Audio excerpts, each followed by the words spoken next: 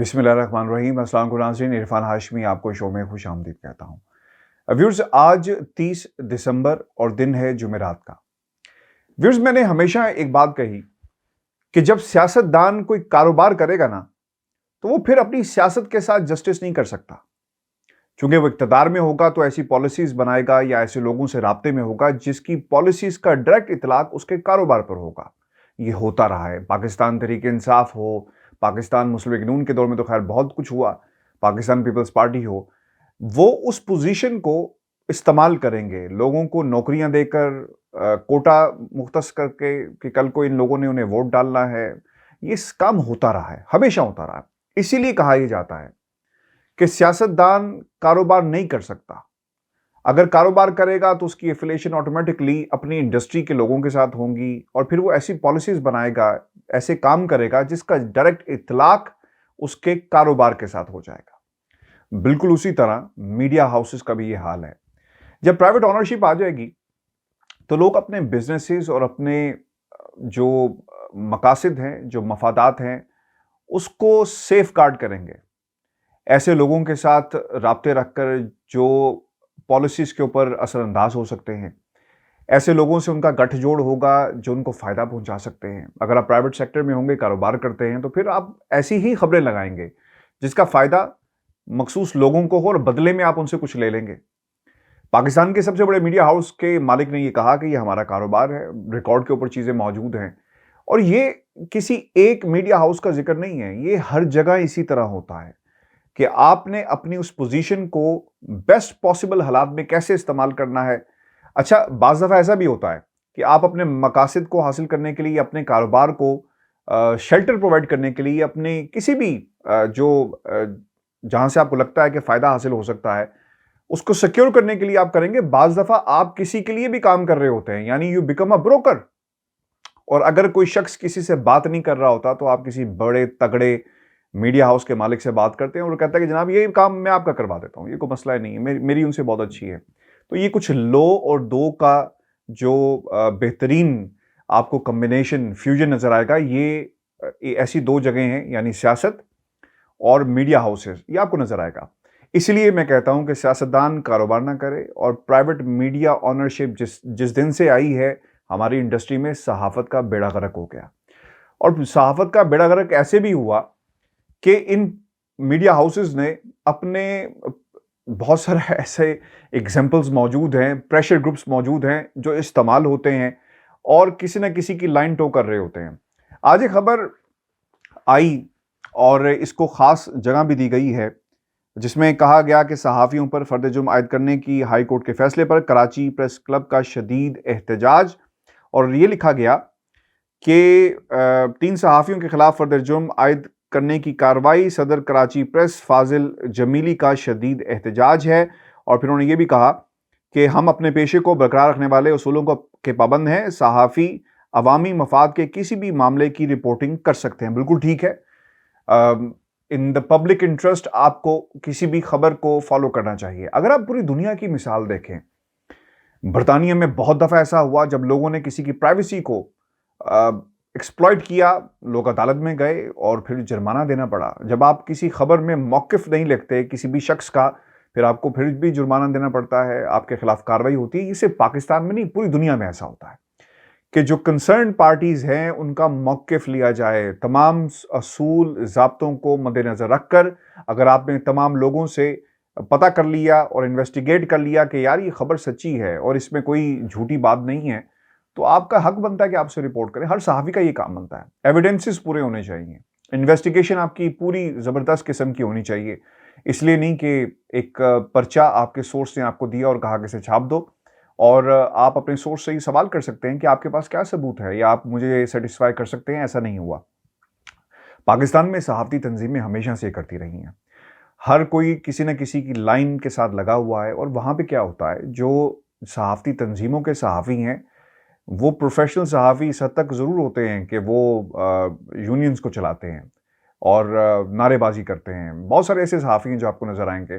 फिर कुछ professional journalist हैं जिनका ताल्लुक सिर्फ खबर से होता है और वो सहाफ़ती तंजीमों से बहुत दूर रहते हैं, इसलिए कि वो समझते हैं कि नारेबाजी या सड़कों पर आना ये मसले का हल नहीं। लेकिन यूनियन का जो बुनियादी किरदार होता है वो सहाफ़ियों के हकूक़ का तहफ़्फ़ुज़ है और वो करना चाहिए। लेकिन यहां पर क्या होता रहा, मैं आगे चलकर आपको एक क्लिप भी सुनवाऊंगा और शाहीन सिपाही साहब क्या कह रहे हैं। शाहीन सिपाही साहब ने अहमद नूरानी के बारे में क्या कहा, अंसार अब्बासी साहब के बारे में क्या क्या कहा, ये उनके साथ काम कर चुके हैं। अहमद नूरानी के बारे में तो जो बातें कही हैं वो आप उन्हीं की जुबानी सुनिएगा and you will be amazed to see कि ये क्या हो रहा है न्यूज़ रूम्स के अंदर, क्या होता रहा। मैंने सारी उम्र ये देखा किस तरह खबरों को चेंज किया जाता है, पलटा जाता है, लाइन चेंज कर दी जाती है, क्या इंस्ट्रक्शंस होती हैं, ये हमारी आंखों के सामने होता रहा। ये पूरी दुनिया में न्यूज़ रूम्स के साथ यही होता है। तो ये कहना कि जनाब सहाफ़त के ऊपर कोई कदगन लग गई, मेरा ख्याल है कि ये कुछ ज़्यादा हो जाएगा। हमें, अगर आप अपने जो असूल हैं, सुनहरी असूल जो हैं, जो ज़ाब्ता अखलाक है, उसके ऊपर अगर आप पूरा अमल करें, तो फिर मेरा ख्याल है कि इस किस्म की बातें नहीं हो सकती। अब आपको मज़ीद 7 जो जनवरी है, उससे पहले बहुत सारे मज़ीद यूनियंस भी आपको नज़र आएँगी। कल का जो इंसिडेंट हुआ फ़रीद कुरैशी के साथ, मैं हैरान हूँ कि पाकिस्तान में तो खैर किसी ने ये बात भी नहीं की apart from the social media. London में जो सहाफ़ती तंज़ीमें हैं, उनकी तरफ से भी कोई इसकी मज़म्मत नहीं आई, बल्कि लोगों ने ये कहा कि हमारे ओहदे के खिलाफ है, हम बहुत बड़े ओहदे पर विराजमान हैं, अगर हमने ये ट्वीट की तो इसका असर अच्छा नहीं पड़ेगा, ये बहुत छोटा-सा मामूली-सा मामला है, लिहाज़ा इसे रफ़ा-दफ़ा किया जाए। फिर दूसरी तरफ कुछ लोगों ने ये भी कहा कि आप लेने क्या जाते हैं वहाँ पर? आपको किसने बुलाया था? आपको क्या नवाज़ शरीफ साहब ने खुद बुलाया था कि जाकर आप ये बात करते या सवाल उनसे करते? अगर आप ऐसे जाएँगे तो आपके साथ यही सलूक किया जाएगा। तो ये खैर डिफरेंस ऑफ ओपिनियन है। व्यूअर्स, इतनी लंबी तमहीद बाँधने का मकसद ये था कि हम जिस निज़ाम में रहते हैं, हमें इन सियासतदानों ने भी तक़सीम कर दिया, सिस्टम ने हमें तक़सीम कर दिया। अब कबीलों की बात हो रही है, सहाफ़ियों के भी बड़े-बड़े कबीले बन चुके हैं, जो मैंने पहले दिन से भी बात कही थी कि एक शख्स एक कबीले से ताल्लुक़ रखता है, दूसरा दूसरे कबीले से ताल्लुक़ रखता है और वो अपने कबीले वालों की बात करते हैं और शाम को जब जाएँगे तो अपने कबीले वालों के सामने अपनी कारकर्दगी का मुज़ाहिरा करेंगे, पेश करेंगे। मैं आपको प्रोग्राम में आगे जाने से पहले ये क्लिप सुनवा दूँ, जो शाहीन सिपाही साहब ने क्या कहा अहमद नूरानी साहब के हवाले से, और दूसरी तरफ अंसार अब्बासी साहब के हवाले से क्या कहते हैं कि खबरें किस तरह आती थी और लोगों को उनके जो नाम थे उन खबरों के ऊपर सिर्फ लगाए जाते थे, यानी खबर कहीं और से आ रही है, कोई और लिख रहा है और सिर्फ कहा जाता था कि जनाब ये पकड़ें खबर और इसका नाम देकर छाप दिया जाए। ये सुने शाहीन सिपाही साहब की जुबानी वो क्या कह रहे हैं अंसार अब्बासी साहब के हवाले से और अहमद नूरानी साहब के हवाले से। देखिए, अब ये लीक करना क्या उनके प्लान में था? मेरा तो ख्याल है कि बिल्कुल था और उसकी टाइमिंग भी उन्होंने पहले से सेट की हुई होगी कि जी इस टाइम पे हमने ये लीक करना है ताकि इसका मैक्सिमम बेनिफिट हमें पाकिस्तान में अदालतों के केसेस में भी मिल सके और पॉलिटिकल बेनिफिट भी मिले और वहां पे जाहिर है लंदन में जो बेनिफिट मिलना है वो तो मिलेगा या जो भी होगा उसका। तो टाइमिंग तो ये खुद तय की गई थी और ये सारा मिली भगत थी, इसमें कोई हैरानगी की बात नहीं है कि ऑटोमेटिकली हो गया। आपको भी मालूम है, मुझे भी मालूम है, जिन लोगों ने ये लीक किया, जैसे लीक हुआ, जिस अखबार में आया, अंसार अब्बासी साहब मैं बहुत रिगार्ड करता हूँ, बहुत स्ट्रेट वो रिपोर्टर हैं, वो भी बाज़ वक्त ऊपर से कोई खबर आ जाए तो वो फिर फाइल करते हैं और बाज़ वक्त ये भी होता है कि खबर लिखे लगाई आती है, आपका नाम डाल दिया जाता है। मुझे याद है एक खबर, जब ये बहुत कुछ लंबा चौड़ा केस चल रहा था मेमो गेट का, शायद 4 पूरे अखबार के सफ़े, पूरे फुल पेजेस की एक स्टोरी अहमद नूरानी साहब के नाम से छप गई और वो कहाँ से लिखी लिखाई आई थी अल्लाह जाने, किसने लिखी थी वो। अहमद नूरानी साहब को तो मैं जानता हूँ, मेरे साथ जूनियर रिपोर्टर वो थे, वो काम करते थे। उनके लिए 4 सफ़े लिखना ऐसा है जैसे पूरा महीना चाहिए उनको 4 सफ़े लिखने के लिए तो वो आ जाती थी लिखी लिखाई बनी बनाई और नाम जिसका ठप्पा लगाना है लगा दिया और चल गया काम। तो ये भी मेरा ख्याल है कुछ अंसार अब्बासी साहब तो खैर ठीक है, लिख लेते हैं, उनको समझ भी आती है वो क्या उन्हें करना है, लेकिन कुछ ऐसा ही मामला लगता है कि ये बनी बनाई आई होगी या पॉइंट्स बने बनाए आए होंगे और अंसार अब्बासी साहब ने छाप दी। ठीक है, तो आपकी रिपोर्ट जो है उसके बारे में ये कह रहे हैं कि ये पीटीआई रिपोर्टर और नून लीग रिपोर्टर, नहीं, मेरा ख्याल है ये तो सही नहीं होगा, क्योंकि आपने तो जो एक एविडेंस आपको मिली है उसकी बेस पे आपने एक फैक्चुअल रिपोर्ट दी है कि जी ये मेरे पास एविडेंस है और ये मैं पेश कर रहा हूँ। मेरा ख्याल है कोई कमेंट और एनालिसिस ज़्यादा आपकी रिपोर्ट में है नहीं, और होना भी नहीं चाहिए। रिपोर्ट एक स्ट्रेट रिपोर्टिंग होनी चाहिए और वो सही है। लेकिन अब ये रिपोर्टिंग तो भी अगर आप ना कर सके और आपको अगर डब कर दी जाए कि जी आप पीटीआई रिपोर्टर हैं, तो क्या मतलब है फिर? आप क्या घरों में एक एक बैठ जाए जाके कि जी मुझे कोई फीड करेगा अब मेरी पार्टी की तरफ से तो मैं रिपोर्ट करूंगा, वरना मैं कुछ नहीं करूंगा? ऐसा नहीं हो सकता। ये मेरा ख्याल है गलत है, और ये बात स्टैंड भी नहीं करेगी अगर कोई कहता है कि जी आपने ये कोई किसी के कहने पे, या इट्स अ फैक्चुअल रिपोर्ट, और इसके बाद और भी रिपोर्टें आनी चाहिए, इसके फॉलोअप होना चाहिए। क्योंकि और आपको नहीं, बल्कि जो और लंदन में बैठे हैं दूसरे लोग बैठे उनको करना चाहिए। रिपोर्टर का काम है कि वो या तो आपको गलत साबित करें या उसके मजीद फॉलोअप दें, आगे चलें, उसमें स्टोरी को आगे बढ़ाएं। तो ये मेरा ख्याल है गलत है ये कि पार्टी की रिपोर्टिंग हो रही है। बहुत कुछ लोग कर रहे होंगे लेकिन सब लोग नहीं कर रहे। व्यूअर्स आपने सुना, और विदाउट एनी कमेंट्स ये जो कुछ वो शख्सियत कह रही है जिसने इनके साथ काम किया है, जो अहमद नूरानी को बहुत अच्छी तरह जानते हैं, अंसार अब्बासी साहब को बहुत अच्छी तरह जानते हैं, ये उनके अल्फाज हैं अपने कोलीग्स के बारे में। व्यूअर्स, दूसरी जो इंपॉर्टेंट बात है, हमारी सोसाइटी में हमें ये डिवीजन अब मजीद गहरी होती नजर आएगी। मैं कल से देख रहा हूं कि सोशल मीडिया पे वो लोग जो बरतानिया में रहते हैं, मुझे डायरेक्टली या फरीद कुरैशी को डायरेक्टली कुछ नहीं कह सकते।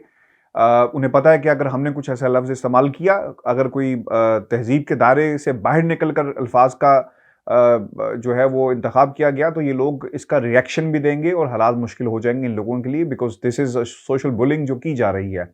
इसलिए उन्होंने क्या किया कि पाकिस्तान से कुछ लोगों को ये टास्क दे दिया गया कि वो जाएं हमारे ट्विटर अकाउंट्स के ऊपर और हमें बुली करने की कोशिश करें, और this is what they are doing, क्योंकि उन्हें पता है कि अगर बरतानिया में ये काम किया गया तो शायद इसकी माफ़ी नहीं है। व्यूअर्स, दूसरी अहम खबर आपने देखी होगी, आज एक राहदारी में इमरान खान साहब को रोककर कहा गया, सवाल कुछ उनसे पूछे गए और वो बड़े इंपॉर्टेंट सवाल थे। ऑब्वियसली एक ख़ास इशू की तरफ उनका इशारा जो है वो करवाया गया कि जनाब शहबाज शरीफ साहब जो हैं उनके हवाले से सवाल किया गया, और फिर दूसरा जो सवाल था वो नवाज शरीफ साहब के हवाले से किया गया। वो ये कहते हैं कि शहबाज शरीफ की तकरीर नौकरी की दरखास्त होती है। बिल्कुल ठीक है, हर 3 माह बाद कहा जाता है कि हुकूमत मुश्किल में है, एक दूसरी ये बात कही गई, और फिर तीसरी बात उन्होंने ये कही कि नवाज शरीफ आज आ रहा है, कल आ रहा है। नवाज शरीफ जब सऊदी अरब गए थे तब भी यही सुन रहे थे जब तक समझौता नहीं हुआ। ये तीनों बातें बिल्कुल दुरुस्त हैं। पाकिस्तान के अंदर मीडिया के जरिए अब ये जंग लड़ी जा रही है, प्रॉक्सी वॉर। जिस तरह कल से हमारे दोस्त फरीद कुरैशी के हवाले से ये जंग लड़ी जा रही है, वो लोग जो सामने आकर मुकाबला नहीं कर सकते, हक और सच का सामना नहीं कर सकते और पीछे छुपे हुए हैं, अपने ओहदों के, अपने किरदारों के पीछे छुपे हुए हैं, वो ये बात करते हुए आपको नजर आएंगे। फरीद कुरैशी ने सवाल किया, जवाब नहीं आया। आज उसी तरह जो सिक्योरिटी थी इमरान खान की आगे मौजूद थी, उन्हें आगे नहीं आने दिया, obviously for the obvious reasons. लेकिन उन्होंने सवाल किया, किसी ने ये नहीं कहा कि तुम वीडियो ना बनाओ, बंद कर दो इसे, क्यों सवाल पूछ रहे हो। सवाल किया गया, मिनी बजट पे भी सवाल किया गया, खैर उसका जवाब नहीं आया। नवाज शरीफ के हवाले से भी सवाल किया गया, शहबाज शरीफ साहब के हवाले से भी सवाल किया गया, और समझौते के हवाले से सवाल किया गया, और कहा गया कि आपकी हुकूमत मुश्किल में है, जा रही है, आ रही है। तो उसका तीनों का जवाब दिया उन्होंने। ये एक प्रॉक्सी वॉर लड़ी जा रही है मीडिया के जरिए, ये प्रॉक्सी वॉर लड़ी जा रही है कुछ किरदारों के जरिए, ये प्रॉक्सी वॉर लड़ी जा रही है उन लोगों के जरिए जो आलाकार बन चुके हैं, ये प्रॉक्सी वॉर लड़ी जा रही है उन लोगों के जरिए जिनके मफादात एक हैं, जिन्होंने इस कारोबार में इसलिए कदम रखा कि वो किसी और के लिए काम कर रहे थे, अपने मफादात के लिए काम कर रहे थे, और इस्तेमाल हो रहे थे और इस्तेमाल कर रहे थे सिस्टम को। इसलिए मैं बार बार कहता हूं कि किसी सियासतदान का कोई ताल्लुक नहीं होना चाहिए कारोबार से, क्योंकि जब वो जाएगा अंदर और पॉलिसीज ऐसी बनाएगा, चाहे वो किसी भी पार्टी का हो, और किसी भी मीडिया हाउस को, यानी प्राइवेट ओनरशिप नहीं होनी चाहिए। पैसा जरूर है जनाब इसमें, पैसे के लिए जो पैसा नहीं होगा इंडस्ट्री नहीं चलेगी, बिल्कुल हम मानते हैं। लेकिन जब प्राइवेट ओनरशिप आ जाए और जब प्रोफेशनल्स नहीं होंगे ना इस इंडस्ट्री के अंदर, तो फिर लोग इस्तेमाल ही होंगे। मालकान के करीब जो लोग होते हैं, उन्होंने क्या लाइन टोज करनी है, उन्हें है कि यार बस हमें तनख्वाह मिल जाती है और हम इसी तरह की एक आराम सी जिंदगी है वो गुजार रहे हैं, तो हमें क्या जरूरत पड़ी है किसी से पंगा लेने की। मैंने जब ये खबर दी एक्सप्रेस ट्रिब्यून में जो छपी, व्यूअर्स मैं आपको बात बताऊं, मुझे पाकिस्तान के एक बहुत बड़े जर्नलिस्ट ने मुझे फ़ोन किया। नाम देना मुनासिब नहीं, उनकी बातें बताना बहुत मुनासिब है।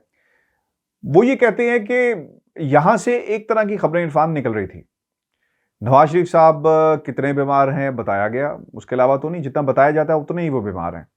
नवाज शरीफ साहब से आज किस किस से मुलाकात की वो खबरें आ रही थी, नवाज शरीफ की फैमिली कैसी है वो खबरें आ रही थी। फिर ये भी कहा गया कि नवाज शरीफ साहब कब पाकिस्तान जाएंगे, नवाज शरीफ साहब तकरीरें कैसी करते हैं, नवाज शरीफ साहब की अपनी सोशल जिंदगी कैसी है। ये एक एक्सेस है एक हद तक। अगर ये नवाज शरीफ साहब पाकिस्तान में जाती उम्रा में होते तो खबरें शायद बाहर ना आती, क्योंकि वहां पे एक्सेस किसी को नहीं था। मार्बल आर्ट में तमाम लोगों को एक्सेस होता है। तो फिर कुछ लोग जब वो खबर पाकिस्तान में फेंकते हैं तो वहां से वही बयानिया चलता है, वही खबर चलती है, लोग उसी से अपनी प्रेडिक्शंस लगाना शुरू कर देते हैं, क्योंकि खबर निकल एक तरह की रही है। ये पहली बार ऐसा हुआ, ये उनके अल्फाज हैं कि आपने लहरों के मुखालिफ समत में तैरने की कोशिश की और आप कामयाब हो गए। यानी आपने वो खबर निकाली जिसका ताल्लुक इस कबीले से नहीं था, बल्कि उस खबर का ताल्लुक इस कबीले वालों के खिलाफ था कि ये किस किस्म की कहानी है, तो इसलिए आप कामयाब हो गए।